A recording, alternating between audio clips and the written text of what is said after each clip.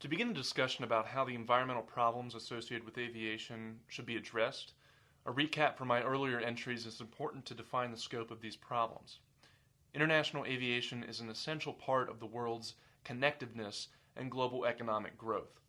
It fuels and supports many areas of the global economy and provides jobs for millions of people around the world. The environmental problems associated with international aviation are tied to an immense global network of transportation and shipping involving the movement of billions of passengers and parcels of goods per year. An embargo on aviation is not reasonable or feasible, although admittedly would be a solution to the emissions problem. For a realistic solution, however, innovation in emissions and fuel technologies, along with a combination of policies in and between nations to support those technologies throughout the industry, will be needed. A global problem requires a global solution. The environmental problems caused by international aviation are complex, and the most impactful are those associated with emissions. International aviation is responsible for the highest CO2 emissions per kilometer traveled among all other modes of transportation. By 2050, it will account for around 22% of CO2 emissions if unchecked. The emissions problem from aviation does not have a single solution. Additionally, it is crucial to solve the emissions issues without damaging or destroying one of the most important industries in the world. New fuel technologies, economic strategies within the industry, and changes to global and national policies must all be used together to make any significant impact. Today we will focus on those solutions surrounding engines with increased fuel efficiencies, developments in new drop-in fuels, and the obstacles created particularly by policy and economics that must be overcome in order for improvements to occur. In my business efforts segment, I discuss the progress that General Electric Aviation has made in the context of advancing engine technology. Their development of the LEAP engine can reduce fuel burn on certain aircraft by 15%. Innovations towards new drop-in fuels will also reduce CO2 emissions, but it's hard to tell exactly by what amount. A drop-in fuel is another term for an alternative jet fuel, or AJF.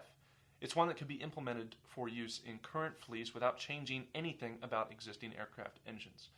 Their capacity to have a positive effect on aviation emissions is based on funding, the amount of global refineries, the cost to produce the fuels, and how much of the traditional jet fuel demand alternative fuels could replace or fill.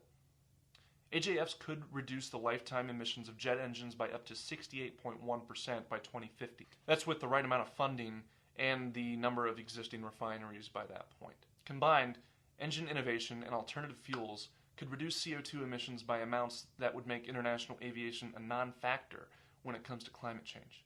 Unfortunately, it's not that simple. Up until recently, the ownership of the problem of international aviation emissions was aimed at the manufacturers. Frankly, though, technology alone is not the answer. Even if the manufacturers could achieve a genuine quantum leap in technology, the attenuating effect of fleet turnover would be such that it could never fully offset the increase of climate impact due to market growth. Economics is a barrier that makes implementing innovations more complex. For instance, GE Aviation's LEAP engine will make profits for GE, but incur higher costs for their customers to invest in and adopt that new technology, for instance, Boeing. The widespread adoption of AJFs, alternative jet fuels, will be determined by whether using them is cost-effective. Current production processes of AJFs do not allow for competitive prices compared to conventional jet fuel.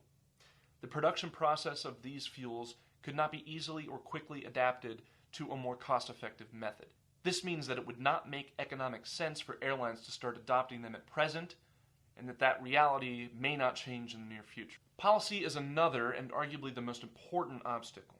It's easy for a country to choose economic growth over the protection of the environment. The current state of policy and its relationship to aviation in China is a great example of this struggle. China has imposed policy pushing back against current emission reduction efforts. They have instated an embargo of the purchasing of new, more efficient Airbus aircraft due to the costs that airlines would incur. The policy was instated in order to boost economic growth, ignoring the negative impacts of increased aviation emissions. China is the largest component of growth in the aviation industry, and under current models, the country may be responsible for an increase in Chinese aviation emissions of between 300 and 700% by 2050. It is clear that economics and policy could thwart any progress that could be made by technological advances. One person that avoids flying is not going to save the planet. Emissions from aviation is a problem that can only be solved by immense international efforts.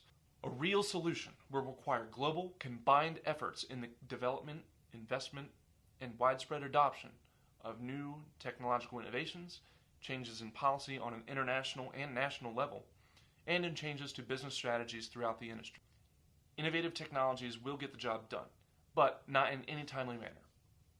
For the technologies mentioned to have the chance in achieving meaningful and timely emissions reduction, policy needs to be the driver. Economic incentives in the form of governmental contracts and/or tax credits need to be put in place to give technology a head start when it may not be economically advisable for their adoption in the industry.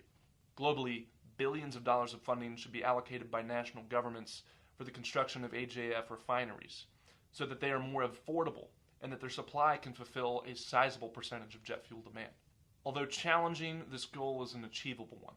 If there is collaboration across the industries involved and national and global policy are able to foster investments in more fuel-efficient or less emissive technologies, the impact of aviation emissions can be reduced to a sustainable level. Aviation is far too important in our world to embargo or downsize. That being said, the environment is too important and too fragile to continue to abuse unrestrained.